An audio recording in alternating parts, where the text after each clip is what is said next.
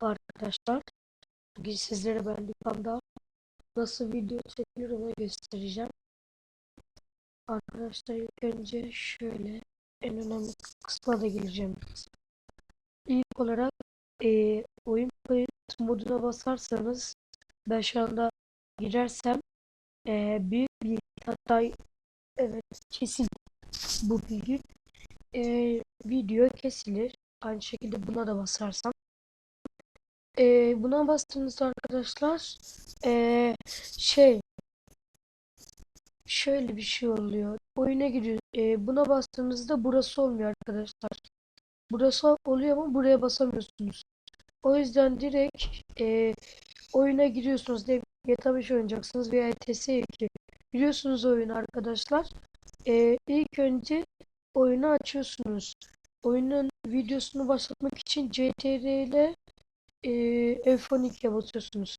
Ben bunu F12 yaptım. Ses K, A, S, D, E, M. İstediğiniz her şeyi yapabilirsiniz. Genelde işte böyle şeyler arkadaşlar. Buraya giriyorsunuz. İstediğiniz herhangi bir klasörü açıyorsunuz. Ben Emirhan diyeyim. Emirhan diyeyim. Yeni klasör oluştur mesela oldu. Sonra görüntüye giriyorsunuz arkadaşlar. Ekran yakalama yerinde var arkadaşlar. Genele girdik. Video. Ha. Arkadaşlar en önemli olan sadece şu ikisi arkadaşlar. Şunlar önemli değil. Şu kaydet dur kısa yol ve şu arkadaşlar. Şu kaydet durdur. Şöyle çizeyim onu. Kaydet durdur kısa yolu ve duraklat kısa yol arkadaşlar. Bu ikisi çok önemli arkadaşlar. Evet, şekilsiz, şokulsuz, iğrenç bir şey oldu. Arkadaşlar şu F12. Ben bunu F12 olarak yaptım. Siz istediğiniz yapabilirsiniz. K yapabilirsiniz. A yapabilirsiniz. B yapabilirsiniz. İstediğinizi yapabilirsiniz. Ben F12 yaptım. E, istediğinizi yapabilirsiniz siz de.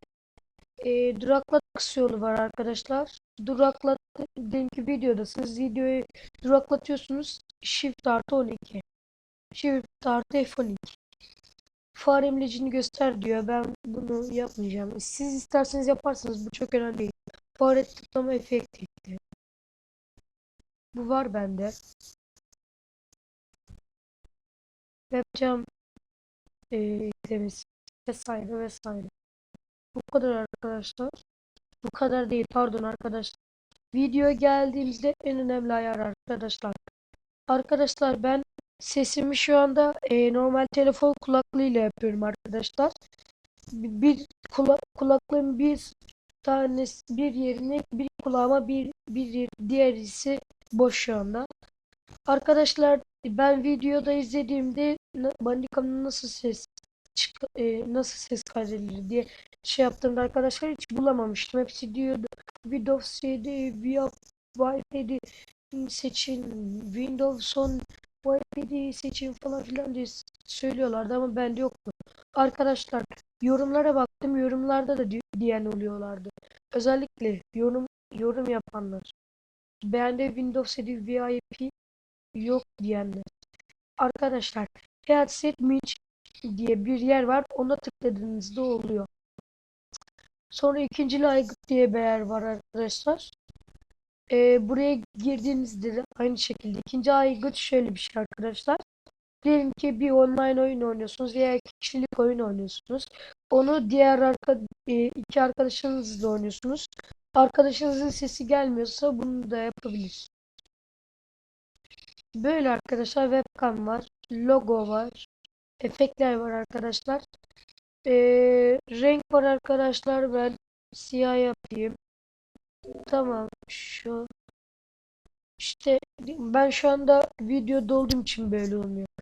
Normalde oluyor. Seçenekler var arkadaşlar. Ben benim elimden gelen bu kadar arkadaşlar. Herkese iyi günler, iyi yayınlar, hayırlı cumalar, bay bay.